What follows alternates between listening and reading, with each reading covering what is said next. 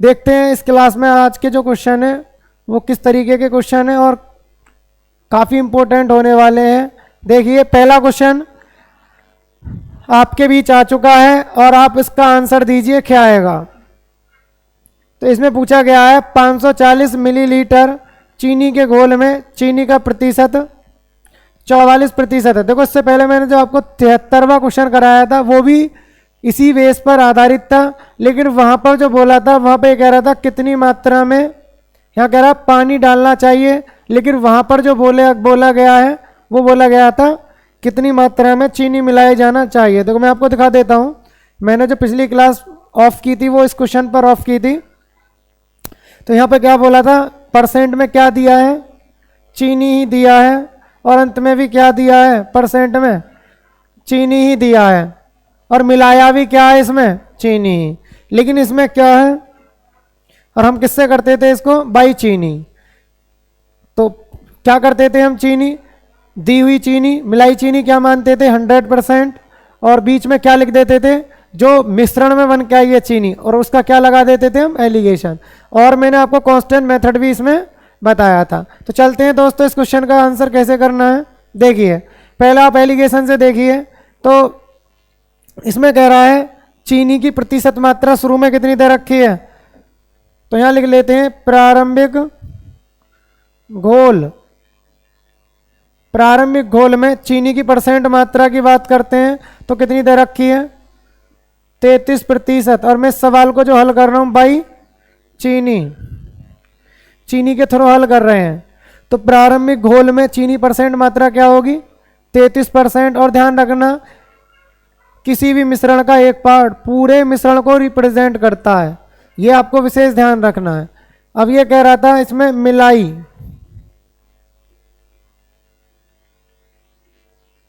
या मिलाया,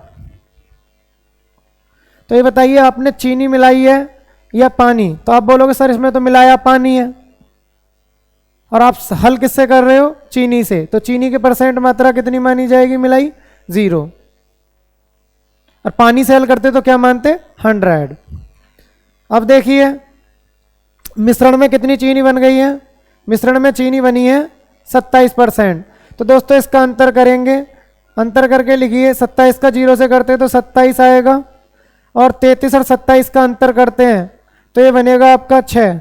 काट पीट मचाइए कितना आएगा, देखो 3 दूनी 6, 3 नेम 27, तो ये अनुपात आएगा आपका 9:2। अब देखिए प्रारंभिक घोल का रेशियो वैल्यू कितनी आई है 9, और 9 का मतलब कितना दिया है 540।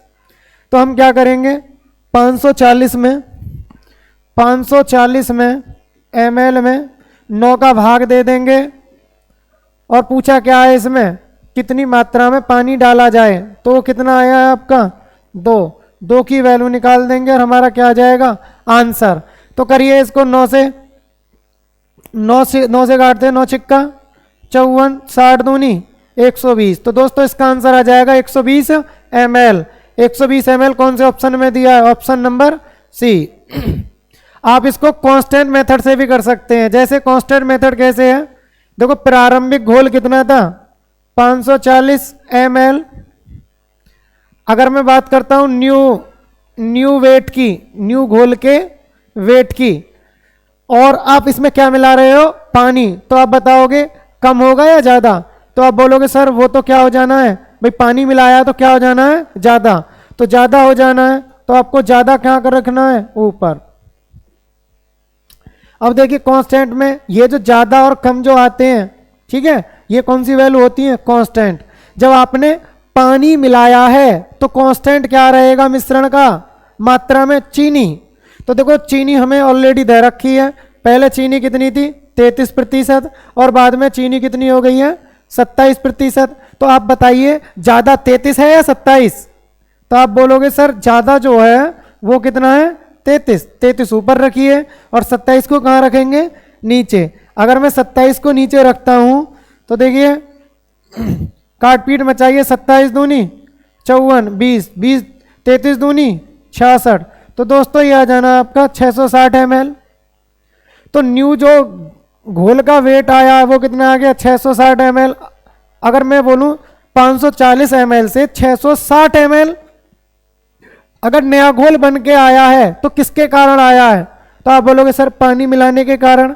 तो मिलाया पानी कैसे निकालेंगे? इस न्यू घोल के वेट में से पुराने घोल के वेट को क्या कर देंगे? सब्ट्रैक्ट अर्थात घटा देंगे। तो घटाइए 660 में से 540 घटाएंगे तो दोस्तों कितना आ जाना है? 120 ml, इसका राइट आंसर। चलते हैं नेक्स्ट क्वेश्चन की तरफ। नेक्स्ट क्वेश्चन क्या है आपका? नेक्स्ट क्वेश्चन जो दिया है वो आपका इस प्रकार है, देखिए सेम, ये भी सेम टाइप का ही क्वेश्चन है। ये कह रहा है रेत और सीमेंट के 50 ग्राम मिश्रण में 45% सीमेंट होता है और कितना रेत मिलाया जाए कि सीमेंट कितना हो जाए? 10%। तो आपको सीमेंट की 2 स्टेज दे रखी हैं, तो इसको किससे कर लेंगे? By cement. इसको करेंगे बाई सीमेंट। तो देखिए मैं लिखूंगा प्रारंभिक घोल में सीमेंट कितनी दे रखी है बताइए? प्रारंभ में कितनी दे रखी है सीमेंट? आप बोलोगे सर 45%।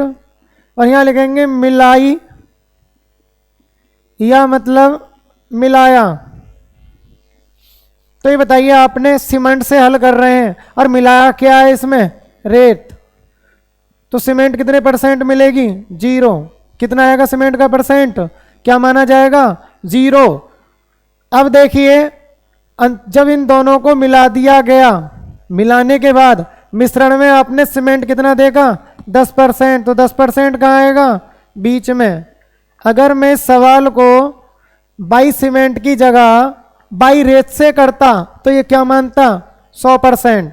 ये माना जाता। अगर सीमेंट 45% है तो रेत कितना होता? 55%। अगर न्यू घोल में सीमेंट 10% आई है तो रेत कितना होता? 90%। और मिलाया रेत कितना माना जाता? 100%। क्योंकि जब कोई चीज मिलाई जाती है तो वो कितनी होती है? 100%। परसेंट में 100 और वैसे अगर फ्रैक्शन में बात करी जाए तो वो 1। तो देखिए अंतर करेंगे इसका दोस्तों, तो अंतर करके आपका आंसर आ जाना। 10 में से 0 जाना है 10, 45 में से 10 घटाएंगे 35, काट पीट करनी है। आपका आंसर क्या आ जाना? 5 दूनी 10, 5 सत्ते 35। तो हमसे जो पूछा गया है इसमें कहा गया था रेत और सीमेंट कितना है शुरू में? 50 ग्राम। तो प्रारंभ में 2 की वैल्यू कितनी दे रखी है? 50 ग्राम। ये वैल्यू दे रखी है आपकी 50 ग्राम। तो मिलाया रेत, तो किसकी वैल्यू याद करनी है दोस्तों आपको? 7 की वैल्यू। तो क्या करेंगे? 2 की वैल्यू 50 ग्राम। जब 2 की वैल्यू 50 ग्राम है तो बताइए 1 की वैल्यू कितनी आनी है? तो 2 से 50 में भाग दें, 2 का भाग 50 में देंगे तो आप बोलोगे सर 1 की वैल्यू 25। जब 1 की वैल्यू 25 तो 7 की वैल्यू कितनी आ जाएगी? इसी तरीके से 25 सत्ते 175। तो दोस्तों इसका आंसर आ जाएगा 175 ग्राम, राइट आंसर।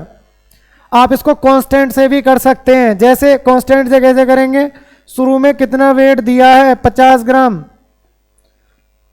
अब ये बताइए आप रेत मिलाते हो तो कांस्टेंट कौन रहेगा? आप बोलोगे सर सीमेंट। सीमेंट की मात्रा पहले जितनी है ग्राम, अब भी वो कितनी ग्राम रहेगी? उतनी ही ग्राम। तो कांस्टेंट रहेगा वो पार्ट जो नहीं मिलाया जाता है, और वो कौन है? सीमेंट। अब ये बताइए आप अगर मैं रेत मिलाता हूं तो जो न्यू मान आएगा, न्यू भार जो आएगा वो पुराने भार की अपेक्षा कम आएगा ज्यादा? तो आप बोलोगे सर ज्यादा आना है क्योंकि आपने रेत मिलाया है। तो ज्यादा आएगा तो यहाँ कांस्टेंट का कौन सा मान ज्यादा आएगा? ज्यादा मान कांस्टेंट वैल्यू का ज्यादा वाला मान कहाँ आएगा? ऊपर। क्योंकि आपने बोला है कि नया भार क्या आएगा? ज्यादा। ज्यादा तभी आ सकता है जब ज्यादा मान ऊपर रखें। अब ज्यादा मान ऊपर आएगा तो कम मान कहाँ चला जाएगा? ऑटोमेटिक नीचे। तो देखो ज्यादा कितना इन दोनों में से? आप बोलोगे सर 45। और कम कौन सा? Constant value 10। काट पीट मचाइए, आंसर आपका आ चुका है। 0 से 0 कट जाएगा, 45 पंजे होते हैं 225 ग्राम। तो आप बोलोगे सर नया भार आ गया 225 ग्राम। पहले कितना था? 50 ग्राम। अब कितना हो गया? 225 ग्राम। तो आप समझ गए क्यों हो गया, क्योंकि रेत मिलाया है। तो आप बोलोगे सर मिलाया रेत, मिलाया रेत कैसे निकालेंगे? 225 में से 50 ग्राम घटा देंगे, 225 में से 50 ग्राम घटाएंगे तो आपका आंसर आ जाना 175 ग्राम। तो आप इसको कांस्टेंट मेथड से भी हल कर सकते हैं। चलते हैं नेक्स्ट क्वेश्चन की तरफ, स्क्रीनशॉट ले सकते हैं इसका। देखिए ये जो क्वेश्चन है आपका, ये लगभग उसी टाइप का क्वेश्चन है, लेकिन थोड़ा सा इसमें परिवर्तन है। परिवर्तन क्या है इसमें? देखिए ये कह रहा है इसमें कितनी मात्रा में घोल निकाला जाता है और इसे पानी से बदल दिया जाता है। घोल निकाला जाता है और पानी से बदल दिया जाता है। सपोज करो एक टब है, उसमें आपने चीनी और पानी मिला के रख दी है, चीनी और पानी मिलाकर रख दिया, और उसका वेट कितना है, उसका वो टोटल जो बना दिया है वो मात्रा कितनी है? 660 ml। ठीक है, आपने क्या किया, एक जग भर के किसी को पिला दिया, एक जग भर के किसी को पिला दिया। तो जो एक जग भर के आप पिला रहे हो, तो दोस्तों उसमें चीनी और पानी जो है उसी रेशियो में जाएगा जिस रेशियो में वो टब में मिला हुआ है। और जो एक जग निकालने के बाद जो उसमें ये मिश्रण बचेगा उसी रेशियो में बचेगा जिस रेशियो में वो पहले से मिला हुआ है। ऐसा नहीं है कि उसका टेस्ट बदल जाएगा। तो लेकिन इसने क्या किया, एक जग निकालकर उसमें पानी मिला दिया। जब पानी मिला दिया तो आप बोलोगे सर पानी की मात्रा बढ़ जाएगी, लेकिन क्वालिटी बदल जाएगी। पानी की मात्रा पहले की अपेक्षा क्या हो जानी है, अब ज्यादा। तो आपको इसमें विशेष ध्यान देना है। लेकिन एक बात और फिर सुन लीजिए गौर से, जब आप एक जग पानी मिला दोगे तो आप बोलोगे सर मात्रा तो फिर से ही हमने कितनी बना दी, 660 मिलीलीटर। तो अब सवाल का आपका आंसर किस तरीके से आना है वो देखिए। तो आप पढ़ लीजिए इसे। देखो मैं यहां पे क्या करता हूं, यहां मैं लिखूंगा इस सवाल को, जो करूंगा मैं इसको, आपको इसमें नजर आ रहा है चीनी 36% और शुरू में चीनी का परसेंट कितना है, 44। तो चीनी से हल कर लीजिए। तो मैं इसको करूंगा बाई चीनी हल। तो सेकंड ये हो गई आपकी सेकंड स्टेज, और ये हो जाती है आपका मिलाया, या क्या भी कह सकते हैं इसको, रिप्लेस वैल्यू। तो देखिए सेकंड स्टेज में क्या होगा कि जब आपने घोल को निकाल दिया, घोल को निकाल दिया, कुछ घोल को निकालने के बाद आप बोलोगे सर चीनी की परसेंट मात्रा तो अब भी कितनी रहनी है, 44%। और उसमें क्या कर दिया, घोल को निकालकर क्या मिलाया, पानी। और सवाल किससे हल कर रहे हैं, चीनी से। तो चीनी बताइए कितना परसेंट मिलेगा उसमें, 0, क्योंकि पानी मिलाओगे तो चीनी का परसेंट कितना मिलेगा, 0। अब ये देखिए अंत में जो है इन दोनों को, जब इन दोनों को कंबाइंड देखा गया तो अंत में मिश्रण में चीनी परसेंट कितना हो गया, 36। ये आपकी कौन सी स्टेज हो गई, थर्ड का मतलब लास्ट स्टेज। तो कहने का मतलब है जब 36% की बात कर रहा हूं तो उस समय आपका मिश्रण कितना हो चुका है अपने, 660 ml, क्योंकि जितना निकाला था घोल उतना ही क्या डाल दिया, पानी। अब देखिए यहां लगाइए आप एलिगेशन। तो एलिगेशन लगाते हैं तो देखो 36 में से 0 घटाएंगे, अंतर करिए इसका, तो ये बनेगा 36 और ये बनेगा आपका 36, 4 और 4 8, काट पीट मचाइए, 4 दूनी 8, 4 नेम 36। तो देखिए टोटल मात्रा कितनी हो जाती है, सेकंड स्टेज में मात्रा 9 और मिलाया या रिप्लेस वैल्यू कितनी है, 2। तो टोटल कितना हो गया, 9 और 2 11, और 11 का मतलब क्या हो जाना अपने 660। तो देखो 660 में अगर मैं 11 का भाग दे देता हूं तो 1 की वैल्यू, और इसने पूछा है मेरे भाई रिप्लेस वैल्यू, तो रिप्लेस वाली वैल्यू कितनी है, 2। तो यहां क्या कर देंगे, 2 की गुणा, आपका आंसर आ जाना है, करिए देखो 11 छिक्के 66, 60 दूनी 120 ml क्या आ जाएगा इसका दोस्तों, राइट आंसर। चलते हैं दोस्तों नेक्स्ट क्वेश्चन की तरफ। नेक्स्ट क्वेश्चन जो आपका किस प्रकार है, देखिए इसमें जो पूछा गया है, स्क्रीनशॉट ले सकते हैं इसका। देखिए इसमें जो बोला गया है, ये कह रहा है 540 मिलीलीटर चीनी के घोल में चीनी का प्रतिशत 37% है और कितनी मात्रा में घोल निकाला जाता है और चीनी को बदल दिया जाता है। घोल निकाला जाता है और क्या बदल दिया जाता है, चीनी को बदल दिया जाता है। इसका मतलब हुआ घोल निकालकर उसमें क्या कर दी जाती है, चीनी डाल दी जाती है, जिससे चीनी की प्रतिशत मात्रा कितनी हो जाती है, 44। तो हमें शुरू में भी चीनी दी है और लास्ट में भी चीनी दी है, और सबसे अच्छी बात यह है कि मिलाई भी क्या है, घोल निकालकर चीनी। तो मैं इसको किससे हल कर रहा हूं, बाई चीनी। तो देखो जब घोल निकालोगे तो जो सेकंड स्टेज आएगी मिश्रण की, ये क्या है, मिक्सचर की कौन सी स्टेज, सेकंड स्टेज। इसमें जो है चीनी की परसेंट मात्रा कितनी होगी, 37। और ये क्या है आपका, मिलाया, ठीक है। यह आपका क्या भी बोलेंगे, रिप्लेस वाली वैल्यू है। क्या है, रिप्लेस, क्योंकि जो निकाल रहे हो उसकी जगह क्या डाल रहे हो आप इसमें, चीनी। अब चीनी डाल रहे हो और सवाल को भी किससे हल कर रहे हैं, भाई चीनी। तो बताइए कितना आ जाना चीनी का परसेंट, 100। अब चीनी जब 100 आ गई तो मिश्रण में कितनी चीनी पाई गई है, मिलाने के बाद उसमें कितनी चीनी दिखा रहा है, 44%। दोस्तों इसको हल करिए एलिगेशन से। और ये कौन सी स्टेज आ जाती है आपकी, थर्ड। थर्ड का मतलब लास्ट, और लास्ट का मतलब क्या होगा, टोटल मात्रा उतनी हो गई जितनी की वो प्रारंभ में थी, 540 ही हो जाती है। देखो इनका अंतर यहां लिखिए, तो एक बनेगा आपका 7, और अगर 100 में से 44 घटाता हूं तो 56, काट पीट मचाइए, 7 एकम 7, 7 अट्ठे 56। तो दोस्तों यह आ जाता है 8:1।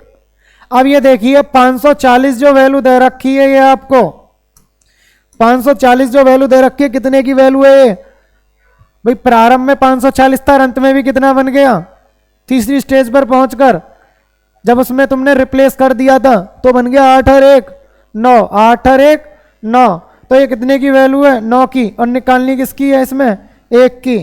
तो 9 से काटिए, 9 छिक्का 54। तो दोस्तों इसका आंसर कितना आना है, 60 ml। 60 ml कौन सा ऑप्शन दिया, option number B, right answer. चलते हैं दोस्तों नेक्स्ट क्वेश्चन की तरफ, स्क्रीनशॉट ले सकते हैं इसका। नेक्स्ट क्वेश्चन जो दिया गया है वो आपका इस प्रकार है। प्रॉब्लम हो गई थी, देखिए इसमें क्या था, एक जार पूरी तरह से 56% शराब के मिश्रण से भरा होता है। 125 मिलीलीटर मिश्रण को पानी से बदल दिया जाता है ताकि शराब का प्रतिशत 42% हो जाए। जार की क्षमता का पता लगाएं कि जार की क्षमता क्या है। तो हमें जो इसमें पूछा क्या है देखना है। देखिए जार की क्षमता जब हम निकालेंगे तो उससे पहले हमें देखना है, अभी मैं पीछे एक क्वेश्चन इसी टाइप का करा चुका हूं, लेकिन यहां पर क्या किया गया है, 125 मिलीलीटर मिश्रण को पानी से बदला गया है। पिछले वाला प्रश्न में ये पूछा गया था कितना मिश्रण निकालकर उसको पानी से बदल दिया जाए, लेकिन यहां पर हमें पता है कि कितना मिश्रण निकाला गया है और वो पानी से बदला गया है। देखिए जरा समझिए कैसे करना है। सपोज करो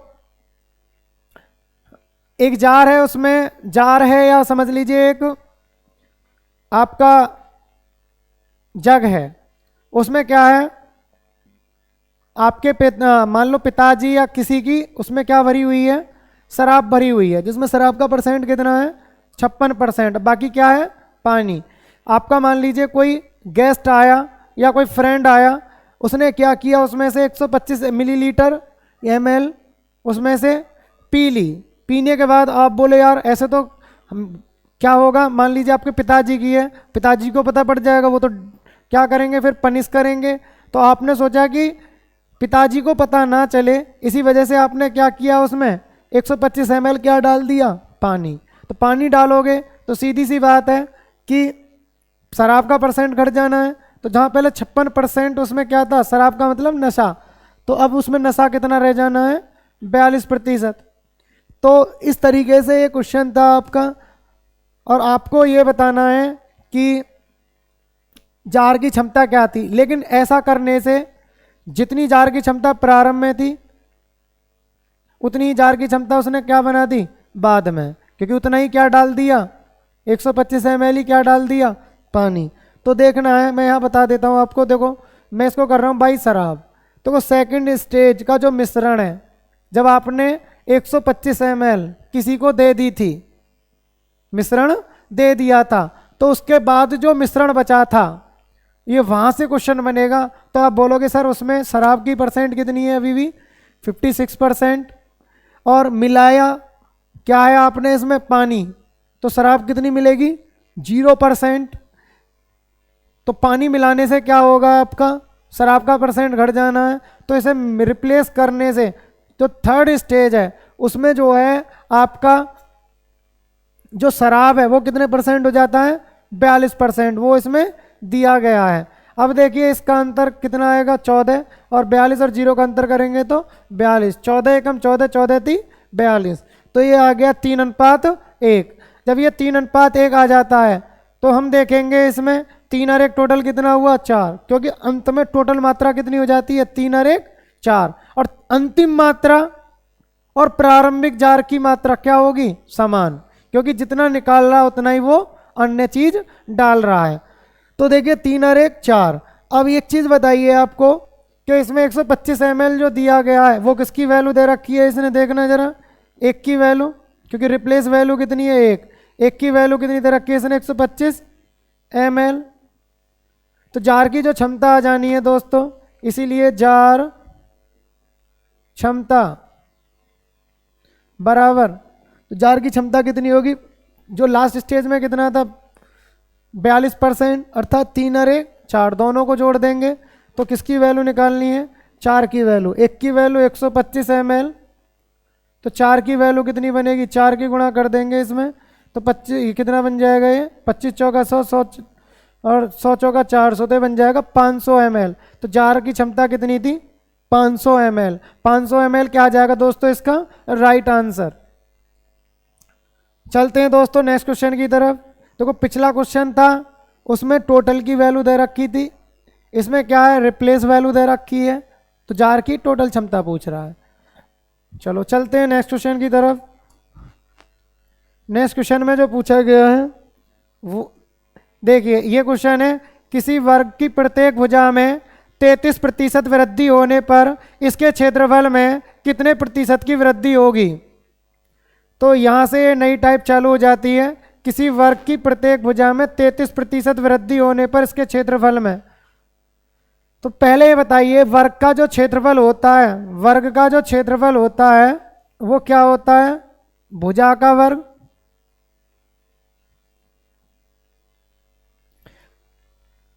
तो देखिए 30% का मतलब क्या होता है 3/10, भाई 30/100 करेंगे, 0 से 0 कट जाना है तो 3/10, तो 10 पर कितने की वृद्धि हो रही है 3 की। तो देखिए मैं क्या करूंगा 10 से कितना कर दूंगा 3 बढ़ा के 13, तो ये क्या आ जानी है प्रारंभिक भुजा और ये न्यू भुजा। तो ये जो मान बनेगा ये तो बनेगा आपका किसका मान भुजा का। अब मैं क्या निकालूंगा एरिया, एरिया क्या होता है वर्ग का, भुजा का वर्ग, ये प्रारंभिक स्थिति है और ये कौन सी स्थिति है इसकी न्यू। तो आप बोलोगे सर 10 का वर्ग कर देंगे और 13 का वर्ग कर देंगे, 10 का वर्ग करेंगे तो कितना आना है 100, और 13 का वर्ग करेंगे तो 169। तो दोस्तों ये बताइए ये इससे कितना ज़्यादा है 69, तो 100 से अगर ये 69 ज़्यादा है तो आप बोलोगे सर इसमें कितने की वृद्धि हो जानी है 69% की। तो देखो 69% कौन सा दिया ऑप्शन नंबर डी, इसका क्या आ जाना है दोस्तों राइट आंसर। तरीका और भी, आप इसमें सक्सेसिव भी लगा सकते हैं। सक्सेसिव कैसे लगाएंगे, क्योंकि मैंने आपको याद करो पीछे की जो क्लास है प्रतिशतता की उसमें बताया था अगर कोई भी नंबर अगर 2 बार मल्टीपल में गुणा में है, या कोई भी चीज या कोई भी ऑब्जेक्ट टू टाइम्स मल्टीपल में है, या टू से ज़्यादा टाइम्स मल्टीपल में है और उन पे परसेंट इफेक्ट दिया है, तो वहाँ क्या भी लगा सकते हैं हम सक्सेसिव। तो सक्सेसिव कैसे लगाना है देखिए, सक्सेसिव ऐसे लगाएंगे 30% की वृद्धि प्लस 30% की वृद्धि प्लस ये समझ लीजिए लंबाई में, ये उसकी चौड़ाई में, क्योंकि लंबाई चौड़ाइयाँ सेम होती है। अब 30 का 30% और निकाल देंगे तो ये बोलेगा बनेगा 30 गुणा 30 बटे 100, तो जीरो डबल जीरो कट जाना है, तो 30 और 30 60, 3 3 9, तो कितना आ जाना है दोस्तों 69% इसका राइट आंसर। चलते हैं दोस्तों नेक्स्ट क्वेश्चन की तरफ। नेक्स्ट क्वेश्चन जो दिया है वो इस प्रकार है, देखिए एक वर्ग की लंबाई व चौड़ाई में क्रम से 40% व 30% की वृद्धि करने पर आयत का क्षेत्रफल दिए गए वर्ग के क्षेत्रफल से कितने प्रतिशत अधिक होगा। तो देखो इसमें भी आप सक्सेसिव लगा सकते हैं। देखो एक तरीका तो आप ऐसे भी कर सकते हैं, लंबाई में 40% की वृद्धि प्लस चौड़ाई में 30% की वृद्धि, प्लस में प्लस की गुणा करेंगे तो प्लस आना है 40 गुणा 30 बटे 100%। तो दोस्तों ये बनेगा आपका 40 और 30 70, 70 और 4 3 12, तो ये बनेगा 70% प्लस 12%, तो आंसर कितना आ जाना है 82%। 82% ऑप्शन नंबर सी इसका राइट आंसर। बाकी आप इसको अगर सक्सेसिव नहीं लगाना चाहते हो तो आप ऐसे भी कर सकते हैं जिस तरीके से अभी पीछे किया है।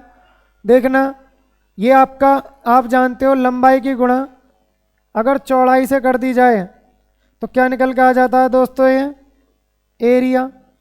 तो यहाँ मैं लिखूँगा इसको प्रारंभिक और ये लिखते हैं न्यू। प्रारंभ में लंबाई कितनी थी 40% की क्या कर रहा है वृद्धि, तो देखो 40% की वृद्धि कर रहा है, तो ये समझ लीजिए अगर लंबाई 100 है तो कितनी हो जानी है 140, या 40% का मतलब 2 बटे भाई 20 दूनी 40, 20 पंजे 100, 2 बटे 5, तो या ऐसे कर दीजिए लंबाई मानी 100, 40% बढ़ा दूंगा तो 140, तो बताइए इसका रेशियो कितना आएगा। देखो 20 सत्ते 140, 20 पंजे 100, 5 और 5 7, ऐसी चौड़ाई मानिए कितनी मानी 100, 30% बढ़ा देंगे तो 130, तो ये बन के आएगा, काटिए 0 से 0 10 अनुपात 13।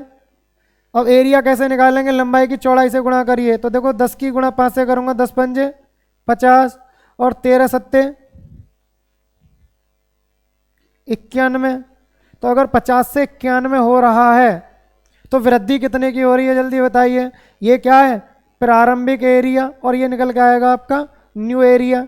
तो आप बोलोगे सर एरिया में जो वृद्धि हुई है कितने की वृद्धि हुई है 41 की, किस में वृद्धि हुई है 50 में, परसेंट बदलेंगे गुणा 100।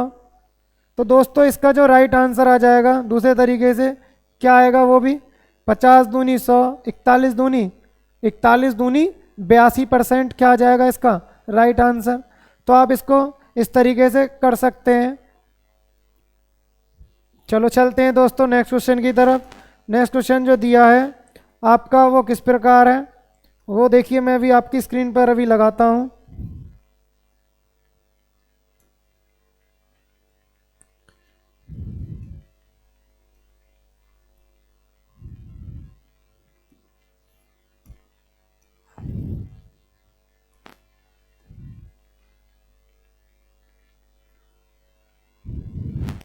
देखिए दोस्तों ये जो क्वेश्चन है आपका 81वें नंबर का क्वेश्चन आपकी स्क्रीन पर आ चुका है। आप इसका आंसर दीजिए और इसका आंसर क्या आएगा। तो दोस्तों इसमें जो पूछा गया है, इसमें पूछा गया है एक आयत की लंबाई 20% वृद्धि करने पर तथा चौड़ाई में 20% कमी करने पर इसके क्षेत्रफल में क्या प्रभाव पड़ेगा। तो आप क्या लगा देंगे सक्सेसिव। देखो 20% तो बढ़ा रहा है लंबाई और चौड़ाई को 20% कम कर रहा है, तो माइनस के 20%। अब दोस्तों 20% का 20% और निकाल दीजिए। तो देखो 20% का अगर मैं 20% निकालता हूँ और देखो प्लस में माइनस की गुणा करेंगे तो क्या आना माइनस 20 गुणा 20 बटे 100%, 2 जीरो से 2 जीरो कट जानी है, 2 दूनी 4, और देखिए ये प्लस के 20% ये माइनस के 20% ये भी कट जाना है, तो ये बनेगा 2 दूनी 4 माइनस के 4%।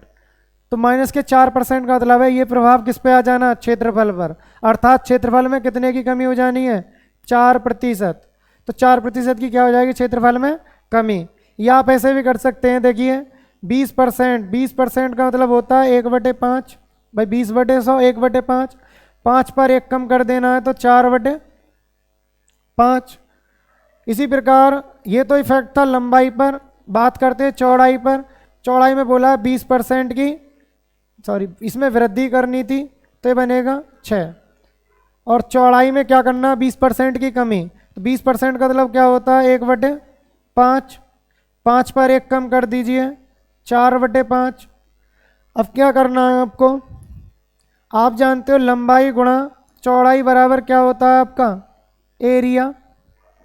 भाई लंबाई की गुणा चौड़ाई से कर दे तो क्या निकल ही आएगा, एरिया। अब देखिए लंबाई कितनी है इसकी, पहले लंबाई कितनी है, ये प्रारंभिक। तो आप बोलोगे सर पहले लंबाई थी 5 और बाद में कितनी हो गई ये लंबाई, 5 पर 1 बढ़कर 6, ये न्यू हो गया। चौड़ाई की बात करते तो आप बोलोगे सर चौड़ाई पहले कितनी थी 5 और बाद में कितनी हो गई है 4, तो ये बनेगा 5 25, प्रारंभिक एरिया 25 और न्यू एरिया बनेगा 6 चौक 24। तो आप बोलोगे सर कमी कितने की आई, तो आप बोलोगे कमी जो आई है 1 की, और 1 की जो कमी आई है वो किस में आई है, मैं कमी का परसेंट निकाल देता हूँ। 1 की कमी आई है 25 में, परसेंट में बदलेंगे गुणा 100, तो आपका आंसर कितना आना है 25 चौका 100, 4% की कमी। तो निकालने के तरीके काफ़ी होते हैं, आपको जो भी अच्छा लगे उस तरीके से इसको सॉल्व कर सकते हैं। चलते हैं दोस्तों नेक्स्ट क्वेश्चन की तरफ। नेक्स्ट क्वेश्चन किस प्रकार दिया है, स्क्रीनशॉट ले सकते हो, और भी बता देते हैं। देखो लिखने के तरीके होते हैं, आप ऐसे भी कर सकते थे। मान लीजिए लंबाई मानी आपने 100, 20% बढ़ा दूँ तो 120, तो ये बनेगा 20 छिंग 20 पंजे 100, 20 छिंग 120। तरीका यही है, ठीक है। ये तो हो गया आपका प्रारंभिक हिसाब। न्यू हिसाब में बात करते हैं, ये तो हो गया आपका प्रारंभ में लंबाई और बाद में लंबाई। इसी प्रकार चौड़ाई की बात करते हैं, सॉरी ये प्रारंभिक और ये न्यू, ये हो गया लंबाई। चौड़ाई की बात करते हैं तो चौड़ाई देखिए पहले 100 मानी, 20% कम कर देंगे तो 80, 20 चौक 80, 20 पंजे 100, तो ये प्रारंभिक और ये बाद की लंबाई, सॉरी चौड़ाई। अब क्षेत्रफल बराबर क्या होता है, लंबाई गुणा चौड़ाई। तो आप बोलोगे 5 25 और 6 चौक 24, 5 25 और 6 चौक 24, तो वही आ जाना है जो यहाँ लिखा। लिखने के तरीके हैं, ठीक है। चलते हैं दोस्तों नेक्स्ट क्वेश्चन की तरफ। नेक्स्ट क्वेश्चन आपका किस प्रकार है, देखिए इसमें दिया गया एक आयत की लंबाई 60% वृद्धि कर दी जाए तो इसकी चौड़ाई में कितने % की कमी की जाए जिससे कि आयत का जो क्षेत्रफल है वो क्या रहे, परिवर्तन ना आए। तो देखिए लंबाई को 60% बढ़ा रहा है, इसका मतलब कैसे करना है आपको, देखो ये प्रारंभिक मानेंगे और ये क्या मानेंगे हम, न्यू। तो देखो प्रारंभ में लंबाई कितनी थी आपकी, आपने मानी 100, 60% वृद्धि कर देंगे तो कितना हो जाना है 160। तो देखो ऐसे अगर हम देखते हैं तो ये लंबाई को इंडिकेट करेगा, और ऐसे देखते हैं तो दोस्तों ये चौड़ाई को इंडिकेट करेगा। ये किसको इंडिकेट करेंगे, चौड़ाई को, क्योंकि मैं आपको बता दूं लंबाई गुणा चौड़ाई बराबर एरिया होता है। अगर आपका एरिया कांस्टेंट है, पीछे बताया था मैंने गृहिणी वाले क्वेश्चनों में, आय खर्च जो क्या था उसमें, मूल्य खपत और खर्च पर आधारित जो थे। तो अगर आपका एरिया कांस्टेंट रहता है तो लंबाई, ठीक है इसको मैं 1 मान लेता हूँ अपॉन बी, तो लंबाई चौड़ाई एक दूसरे के क्या होते हैं, व्युत्क्रमानुपाती। तो इसमें लंबाई चौड़ाई क्या हो जाएंगे, एक दूसरे के व्युत्क्रमानुपाती। तो आप बोलोगे सर कि प्रारंभिक जो ये जो न्यू है, न्यू जो है ये क्या बनेगा आपका, ये बनेगा आपका प्रारंभिक लंबा चौड़ाई। ऐसे हिसाब है आपका लंबाई का, और ऐसे जो हिसाब पढ़ोगे आप इसको किसका पढ़ोगे, चौड़ाई का। तो प्रारंभिक चौड़ाई 160 और न्यू चौड़ाई कितनी हो जानी है 100। तो आप बताइए लंबाई 100 से 160 हो जाती है तो चौड़ाई क्या हो जाती है 160 से 100। जिससे कि क्षेत्रफल अपरिवर्तित रहेगा। तो कमी कितने की हुई है, कमी बताइए इसमें। तो कमी परसेंट निकालेंगे तो कितने की कमी हो रही है, 60 की। किस में हो रही है दोस्तों, 160 में। परसेंट में बदलेंगे तो गुणा 100। तो आपका राइट आंसर ही आ जाना है। देखिए कैसे करना है, काट पीट मचाइए। देखो 0 से 0 कट जाना है, 4 से 4 चौक 16 और 4 से 25 बार, 4 से कटेगा ये 25 बार, 2 से कटेगा 2 बार, 2 से कटेगा ये 3 बार, 25 थी 75/2। 75/2 का मतलब कितना होता है, 37.5। तो राइट आंसर क्या आ जाना है, 37.5 इसका राइट आंसर। तो दोस्तों 37.5 का राइट आंसर आ जाता है। एक ट्रिक भी होती है, जैसे आपने देखा होगा, जैसे 60% की वृद्धि कर रहा है तो आप 60 लिखिए, वृद्धि कर रहा है तो नीचे लिखेंगे 100 में जोड़कर 160, कमी करता है तो 100 से घटा के लिखते, परसेंट में बदलेंगे तो गुणा 100। देखा होगा एक ट्रिक भी लिखी होती है। तो काट पीट करेंगे दोस्तों, ऐसे ही अभी किया था। तो उत्तर कितना आ जाना है, 37.5%। तो ये आपको विशेष ध्यान देना, ये प्रारंभिक और ये न्यू, ये किसका हिसाब है, लंबाई का। बात करते हैं चौड़ाई की। तो चौड़ाई जो होती है वो उल्टी इस तरीके से रीड करोगे, जो न्यू लंबाई है वो बनेगी प्रारंभिक चौड़ाई और जो प्रारंभिक लंबाई है वो बनेगी न्यू चौड़ाई। तो मैंने यहाँ से लिख दिया कि प्रारंभ में चौड़ाई 160 और न्यू चौड़ाई कितनी हो गई, 100, जिससे कि क्षेत्रफल पर कोई प्रभाव ना पड़े। तो कमी कितने की करनी पड़ रही है, 60 की। किस में करनी पड़ रही है, 160 में। परसेंट में बदलेंगे तो गुणा 100, क्योंकि अभी पीछे बता रखा है मैंने, मूल्य गुणा खपत बराबर खर्च। अगर खर्च कांस्टेंट है तो मूल्य और खपत एक दूसरे के क्या होते हैं, व्युत्क्रमानुपाती। इसी प्रकार अगर क्षेत्रफल कांस्टेंट है, अपरिवर्तित रहे, तो लंबाई और चौड़ाई एक दूसरे के व्युत्क्रमानुपाती होंगे, तभी पॉसिबल है, अन्यथा नहीं है पॉसिबल। चलते हैं दोस्तों नेक्स्ट क्वेश्चन की तरफ। नेक्स्ट क्वेश्चन जो दिया है वो इस प्रकार है। इसमें बोला गया है किसी वृत्त की त्रिज्या में 50% की कमी करने पर इसके क्षेत्रफल पर क्या प्रभाव पड़ेगा। तो देखिए 50%, देखो वृत्त का जो क्षेत्रफल होता है वो होता है पाई आर स्क्वायर। पाई तो क्या है इसमें, कांस्टेंट, पाई को काट दीजिए क्योंकि पाई इधर भी आएगा, पाई इधर भी आएगा। और ये आपका लिख रहा हूं प्रारंभिक और ये हिसाब है आपका न्यू। तो देखो प्रारंभिक एरिया कैसे निकालना है, पहले बताइए 50% का मतलब क्या होता है। 50% का मतलब होता है 50/100, 1/2, 1/2, 50/100, 1/2। जब परसेंट खत्म करेंगे तो भिन्न मान कितना बनेगा इसका, 1/2। तो देखो 2 पर अगर मैं 1 कम कर देता हूं, इसका मतलब प्रारंभ में अगर आपकी त्रिज्या 2 थी तो बाद में आपकी त्रिज्या कितनी हो गई, 1 कम हो गए 1। वर्क कर दीजिए आर स्क्वायर,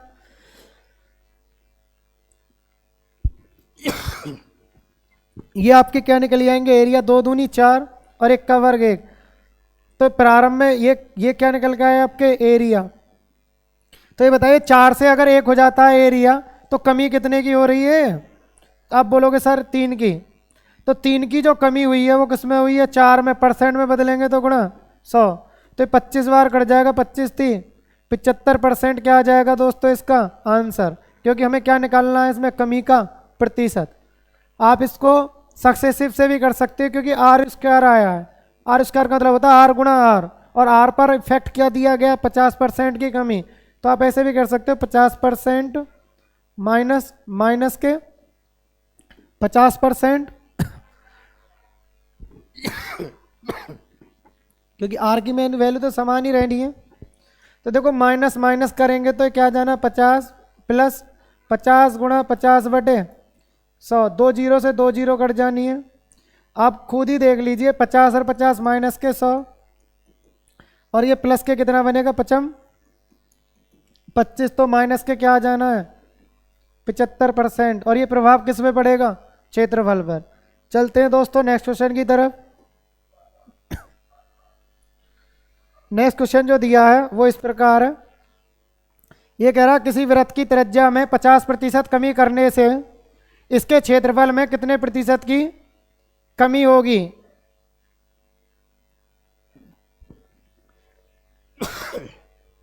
बताइए इसका आंसर क्या आएगा, जल्दी से कमेंट करिए।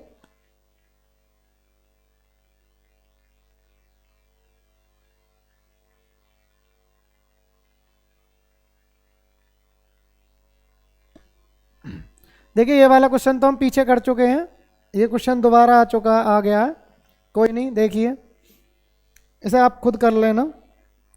नेक्स्ट क्वेश्चन देखना है आपको। ये एक वृत्त की त्रिज्या में 1% की वृद्धि होने पर इसके क्षेत्रफल में कितने प्रतिशत की वृद्धि होगी? तो देखना है आपको, एक देखो पाई आर स्क्वायर क्या होता है? वृत्त का क्षेत्रफल। 1% वृद्धि का मतलब है अगर आपकी त्रिज्या 100 है तो आपकी त्रिज्या कितनी हो जाती है? 101, क्योंकि 1% का मतलब 1/100, 100 पर 1 बढ़ा देंगे तो 101। ये तो हो गया त्रिज्या, लेकिन अगर मैं इसकी घात 2 कर देता हूँ, इसकी घात 2 कर देता हूँ, तो दोस्तों ये क्या निकल आएगा आपका? एरिया। ये प्रारंभिक एरिया और ये न्यू एरिया। 100 का वर्ग करते हैं तो कितना आएगा? ये 10,000। और 101 का वर्ग करते हैं तो दोस्तों मैंने आपको एक ट्रिकी कैलकुलेशन एक क्लास चला रखी है इजी कैलकुलेशन के नाम से, मैं वहाँ पर ऐसी कैलकुलेशन सिखा रहा हूँ, उन्हें देख लेना आप। अगर नहीं सिखाई है तो उसे भी सिखा दिया जाएगा, इजी कैलकुलेशन के नाम से मैंने एक सीरीज चला रखी है उसमें। तो देखो कैसे करना होता है, 101 का वर्ग करना बड़ा आसान है। आप देखिए 100 से कितना ज़्यादा है तो आप बोलोगे सर 1, तो जितना ज़्यादा है इसमें जोड़ दीजिए। तो 101 में 1 जोड़ूंगा तो ये बनेगा दोस्तों 102। 101 में 1 जोड़ेंगे तो 102। एक ज़्यादा था ना, 1 का वर्ग करके आपको 2 अंकों में लिखना है, तो 1 का वर्ग क्या होता है? 1, और 1 को 2 अंकों में लिखेंगे तो 0 1। तो ये इसका ये आ जाएगा वर्ग होने पर। अब ये बताइए ये इससे कितना ज़्यादा है? तो आप बोलोगे सर ये तो इससे जो है 201 ज़्यादा है। तो वृद्धि जो हुई है ये प्रारंभिक एरिया, ये कौन सा एरिया है? प्रारंभिक। और ये कौन सा है? न्यू। तो देखिए वृद्धि कितने की आई है आपकी एरिया में? आप बोलोगे सर वृद्धि आ रही है 201 की, तो वृद्धि परसेंट निकाल दीजिए, वृद्धि प्रतिशत बराबर, तो 201 बटे किस पे आई है वृद्धि? ये वृद्धि आई है आपकी किस पर? 10,000 पे परसेंट में बदलेंगे तो गुणा 100। तो देखो 2 जीरो से 2 जीरो, और 100 का भाग अगर मैं इसमें देता हूँ तो किस स्थान पर दशमलव आ जाना है? 2 स्थान पर। तो ये बनेगा 201%। चेक करिए कौन सा ऑप्शन दिया है, option number D right answer. अगर आप चाहते हो इसमें सक्सेसिव लगाना तो दोस्तों हम सक्सेसिव भी लगा सकते हैं। कैसे लगाएंगे देखिए, 1% प्लस, ये दूसरा तरीका है, 1% प्लस 1 का 1% निकालेंगे बटे 100, तो ये बनेगा आपका 1 और 1 2% प्लस 1 में 1 की गुणा करूंगा तो 1 आना है, और 1 में अगर मैं 100 का भाग देता हूं तो आएगा 0.01%। जोड़िए 2.01%। सक्सेसिव मेथड से आपका इस तरीके से जल्दी हो जाएगा, और ये आपका क्या आ जाएगा? आंसर। सक्सेसिव मेथड तभी लग सकता है जब आपका जिस पे परसेंट इफेक्ट दिया है वो मल्टीपल में हो, और मल्टीपल में है या नहीं? आर गुणा आर, और दोनों आर क्या है? सेम है। तो ये 1% दोनों आर के लिए ही काम करेगा। चलते हैं दोस्तों नेक्स्ट क्वेश्चन की तरफ। इसमें बोला गया है किसी गोले की त्रिज्या में 50% की वृद्धि करने पर इसके पृष्ठ के क्षेत्रफल में क्या क्या प्रभाव पड़ेगा, क्या वृद्धि होगी? तो क्षेत्रफल का मतलब तो आपको पता है, क्षेत्रफल का मतलब क्या होता है? क्षेत्रफल में हम क्या करते हैं, जब भी हम क्षेत्रफल निकालते हैं तो उसका मतलब होता है वर्ग इकाई, और जहां मात्रक वर्ग इकाई हो, ठीक है। और गोला का जो क्षेत्रफल है वो किस पर डिपेंड होता है? त्रिज्या पर। तो आप इसमें भी क्या लगा सकते हैं? सक्सेसिव। देखिए 50% क्या करना है? वृद्धि प्लस प्लस 50%, 50 का 50% और निकालिए, प्लस में प्लस की गुणा करूंगा प्लस ही आना है, 50 गुणा 50 बटे 100, 2 जीरो से 2 जीरो कट जानी है, तो ये बनेगा 50 और 50 100% प्लस 25%। तो दोस्तों इसका आंसर कितना आ जाना? 125%।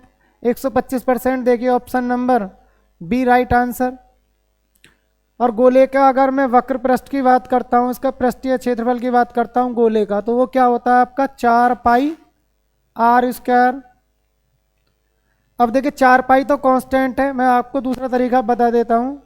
50% का मतलब क्या होता है? 50%, 50% का मतलब होता है 1/2, 50/100, 1/2। 2 पर 1 की वृद्धि कर देंगे तो इसका मतलब 2 से त्रिज्या कितनी हो जानी है? 3। ये तो त्रिज्या है, जबकि क्या है? आर की घात 2, इसका वर्ग करेंगे, इसका वर्ग करेंगे, तो ये बनेगा दोस्तों 2 का वर्ग 4 और 3 का वर्ग 9। 4 से 9 देखिए कितना ज़्यादा है, तो आप बोलोगे सर ये 5 ज़्यादा है। वृद्धि कितने की हुई है? 5 की। और ये क्या आ जाएगा आपका एरिया।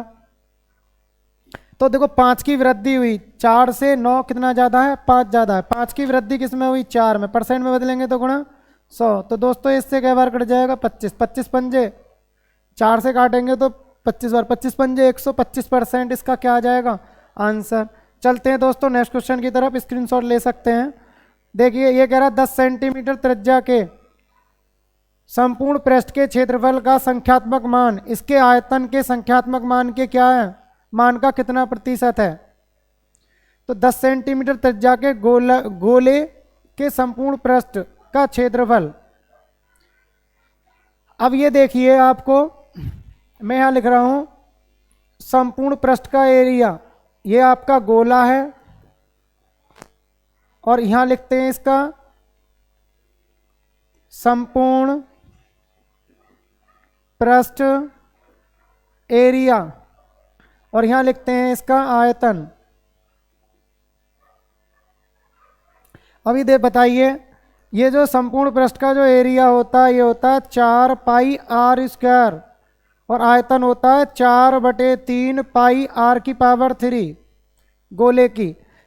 तो आयतन और हमें पृष्ठ ये हमें पता होना चाहिए। 4 पाई से 4 पाई कट जाएगा और आर स्क्वायर से ये कट जाएगा, तो यहाँ तो सिर्फ क्या बचेगा? 1, और यहाँ बचेगा आपका आर। 3 की गुणा 1 से करेंगे तो दोस्तों ये आ जाएगा 3 अनुपात, और यहाँ कितना आ जाना है आपका? आर। तो 3 अनुपात आर की वैल्यू कितनी दे रखी है? तो आप बोलोगे सर आर की जो वैल्यू दे रखी है वो दे रखी है 10। अब इसने जो पूछा है यह पूछ रहा है कि पृष्ठ के क्षेत्रफल का संख्यात्मक मान इसके आयतन के संख्यात्मक मान का, किसका पूछा है? आयतन के संख्यात्मक मान का प्रतिशत। तो आयतन कितना है? 10। 10 आएगा नीचे, आयतन कहाँ आएगा? नीचे। जो पूछा है वो कहाँ आएगा? ऊपर। पूछा किसको है? 3 को। 3 कहाँ आएगा? ऊपर। परसेंट में बदलेंगे गुणा 100। अच्छा क्वेश्चन है दोस्तों ये। तो देखिए काटपीट मचाइए, इसमें क्या आना है? 0 से 0 कट जाना, 10 तिया 30% क्या आ जाना है इसका? Right answer. तो समझ में आ गया होगा दोस्तों, इसका राइट आंसर आएगा 30%। काफी अच्छा क्वेश्चन है, आपको ये पता होना चाहिए।